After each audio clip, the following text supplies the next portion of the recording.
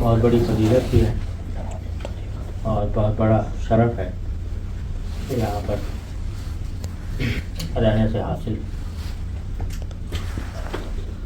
ہوتا ہے۔ المدینۃ خیر لہم لو کانوا یعلمون، یہ حدیث ان لوگوں کے لیے ہے جو مدینہ منورہ چھوڑ کر کسی معاشی خوشحالی کی وجہ سے چھوڑ کے جائیں گے، ان کے لیے ایک طرح سے آپ نے ان کی برائی بیان فرمائی کہ عراق فتح ہوگا تو لوگ جو ہے یہاں سے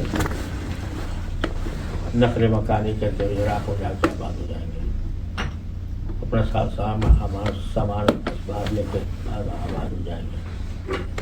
وَالْمَدِينَةُ خَيْرٌ لَهُمْ لَوْ كَانُوا يَعْلَمُونَ، شام فتح ہوگا تو بہت سے لوگ شام کی طرف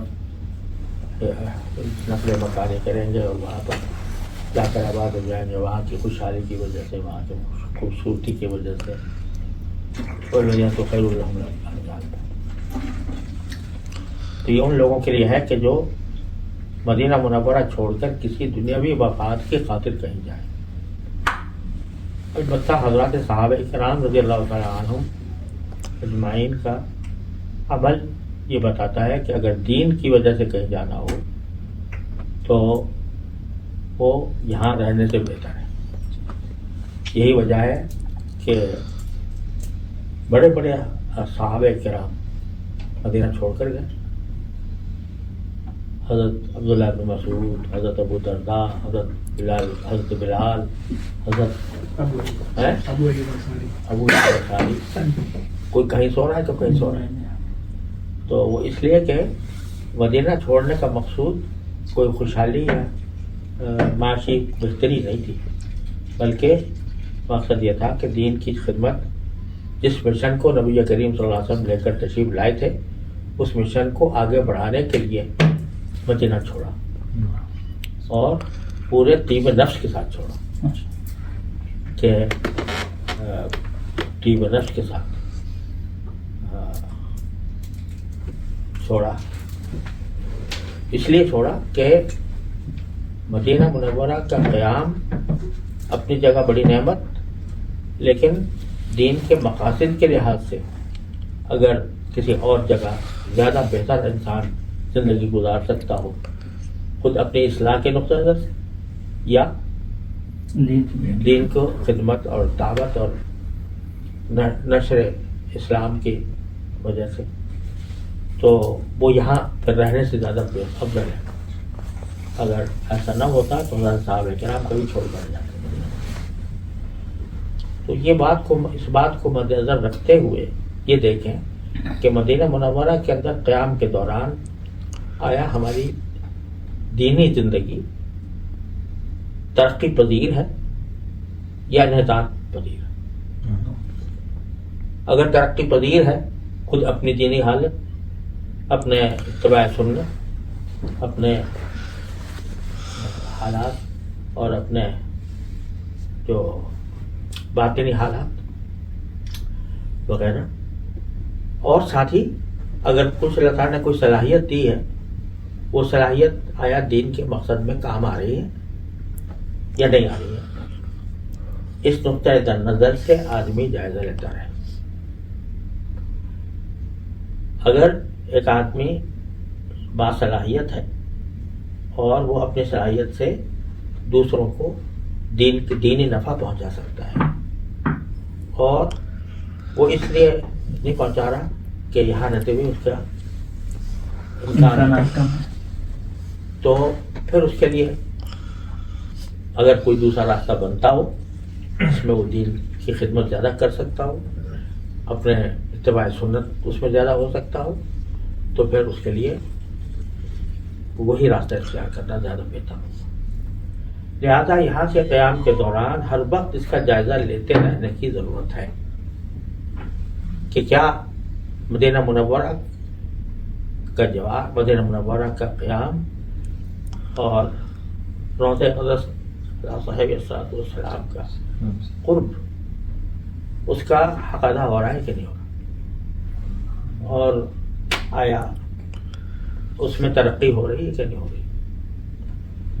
اور بحیثیت ایک مسلمان کے ہمیں دین کی نشر و اشاعت کے لیے جو ہمارے ذمہ داریاں ہیں وہ پوری ہو رہی ہیں یا نہیں ہو رہی. تو اگر نہیں ہو رہی یا اس میں کمی ہے تو اس کمی کو پورا کرنے کی ضرورت ہے. اور یہاں رہتے ہوئے بھی جو اگرچہ بہت سے دروازے تو بند ہیں، یعنی اس کے تبلیغ کے اور مدرسے کے، اس کے باوجود آدمی جب کوئی طبیعت میں لگن ہوتی ہے، جذبہ ہوتا ہے، تو پھر وہ مواقع بھی تلاش کر لیتا ہے کہ کس صورت سے میں خدمت کر سکتا ہوں. مثال کے طور پر ایک ایسی ذہن میں آ رہا ہے کہ ہمارے ہندوستان، پاکستان، بنگلہ دیش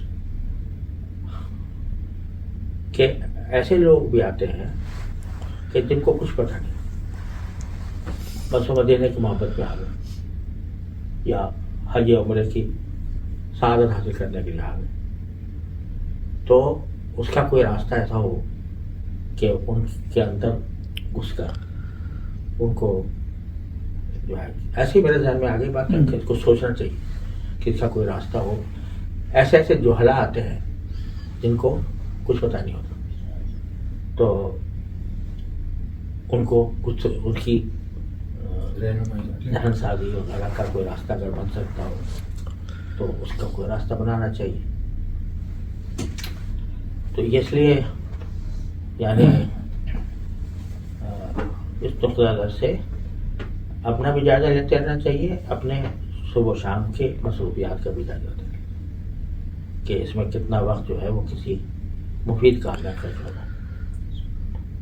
تو بس یہ ہے. دوسرا ایک میں سب سے عرض کیا کرتا ہوں کہ روزانہ جب صبح کو فجر کی نماز کے بعد اللہ تعالیٰ سے رجوع کرنا ہے کہ آزاد دن شروع ہو رہا ہے، تو پتہ نہیں کیا کیا حالات پیش آئیں گے.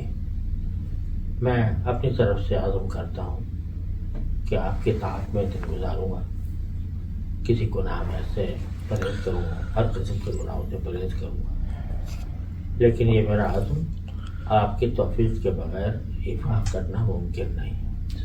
لہذا مجھے اس کی ہدایت عطا فرمائیے کہ میں ایسا ہی دن گزاروں. یہ روزانہ اللہ تعالیٰ سے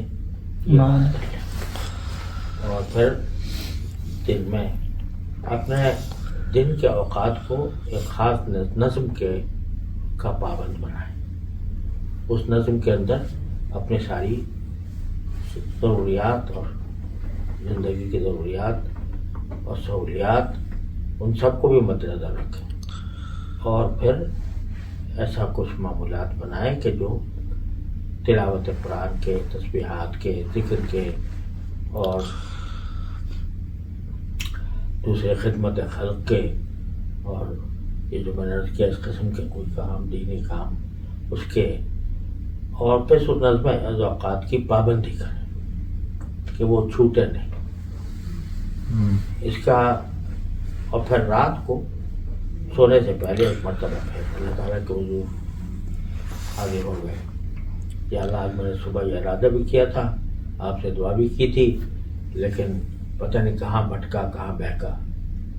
تو آپ اپنے فضل سے جہاں پر بھی میں بھٹکا بہکا ہوں تو اس پر میں آپ سے توبہ کرتا ہوں، توبہ کی تجدید کرتا ہوں، تو استغفار کرتا ہوں اور آئندہ کے لیے تجدید عزم کرتا ہوں.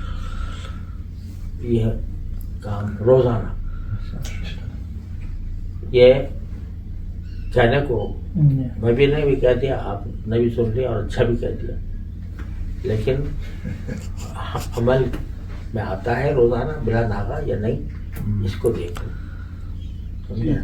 کہنے کو آسان بات ہے اور قبول کرنا بھی آسان کام ہے، لیکن اس کے پر مداومت، اس کی پابندی روز کے روز. تو لیکن اگر روز کے روز پابندی کر لی تو انشاءاللہ اللہ تعالیٰ کے فضل و کرم سے آپ اپنی زندگی سنور جائے گی. انشاءاللہ. اللہ تبارک و تعالی ہم سب کو توفیق عطا فرمائے. آمین.